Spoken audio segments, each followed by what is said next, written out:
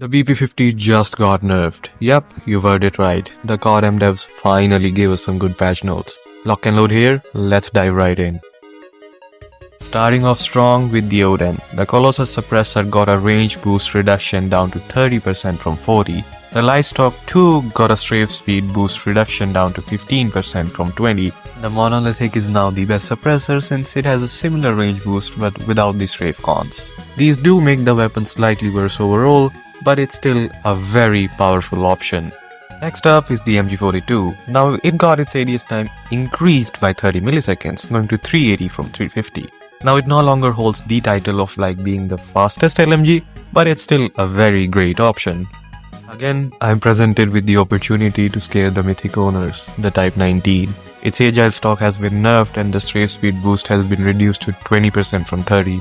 This does make the gun a little bit worse, but it's nothing too significant. Next up, we have a buff that's not very significant, the AGR556. Its reload time has been reduced, which is a welcome change but does not affect the weapon's position in the meta. Next up, we have a fan favorite, the QXR. Its enhanced bolts BSA penalty has been removed, which used to be a whopping 16%. This makes the weapon a lot more viable at range, and you should definitely check it out as a flex pick. Up next, we have a BR specific change. The M13's damage profile has been improved. It directly improves that mid-range, long-range time to kill in BR, but it's still outclassed by the AK-117 in ease of use and the Bruin in utility. And you can pause right now to check the graphic. Yet another BR specific change. The Tech 9's lag multiplier has been reduced to 1x from 1.1x. Time to kill potential is still very consistent and will still be the best overall SMG in BR.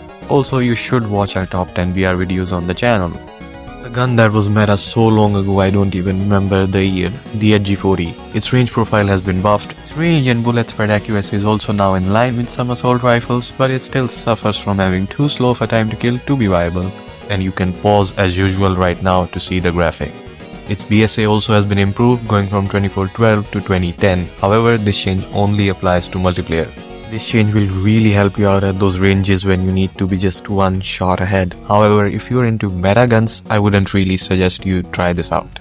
The ASM-10 too has gotten a buff. Its head multiplier is increased to 1.5x from 1.2. This allows you to 2-tap to the heads, which makes it an insanely powerful 3-shot weapon now, especially against head glitchers.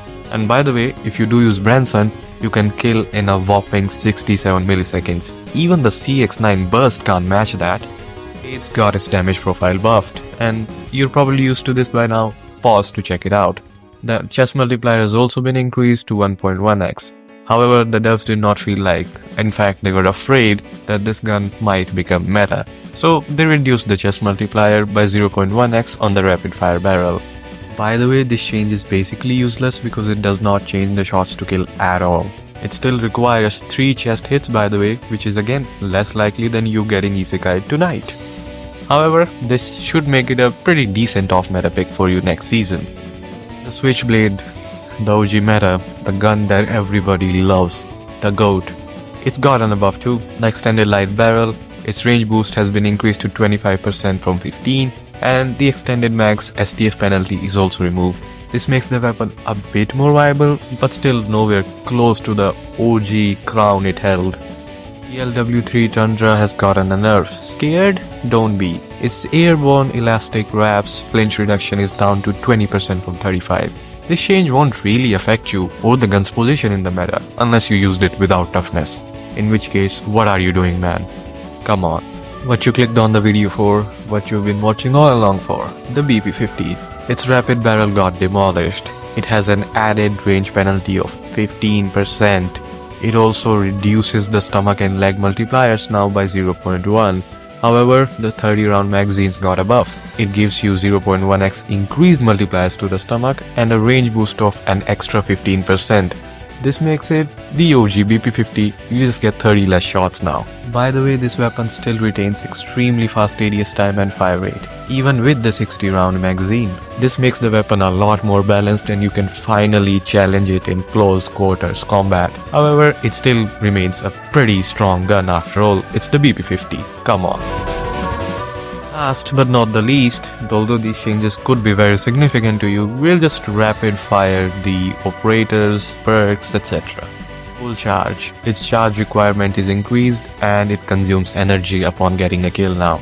Napalm buff, cost decreased to 950 from 1020. Same goes for the gunship, the cost is decreased to 1800 from 1900. Storm bolt's duration is now increased to 14 seconds from 12. The echo grenade's radius is increased to 11 meters from 9. And finally, Serpentine's damage reduction is increased to 18% from 12. Lock and load going dark.